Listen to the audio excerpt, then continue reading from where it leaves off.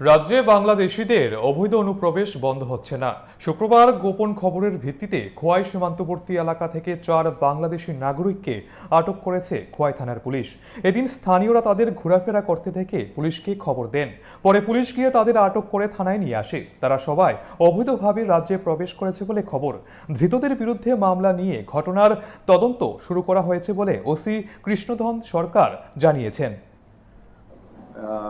বেলা অনুমান 1টা থেকে 1:30টার ভিতরে আমাদের একটা গোপন খবরের ভিত্তিতে খবর পাওয়া যায় যে 4 জন লোক এরা খুবই সাসপিশিয়াসলি মুভমেন্ট করছে খোয়াই শহরের মোটরস্ট্যান্ড এলাকার ভিতরে। অ্যাকর্ডিংলি আমাদের ডিস্ট্রিক্ট যে সিভিল টিম এবং আমাদের খোয়াই থানার পুলিশ, আমাদের এসআই মদন সরকার, তাদের নেতৃত্বে ওই জায়গাতে গিয়ে এই 4 জনকে ডিটেইন করে 4 জনকে জিজ্ঞাসাবাদ করার পরে ওইখানে লোকও তখন আশপাশের লোকও জমে যায়। জিজ্ঞাসাবাদ করার পরে জানতে পারে যে তারা বাংলাদেশি। একজনের নাম হচ্ছে, তারা নাম বলেছিল এরকম শামসুল হক, আরো কয়েকজনের নাম বলেছে।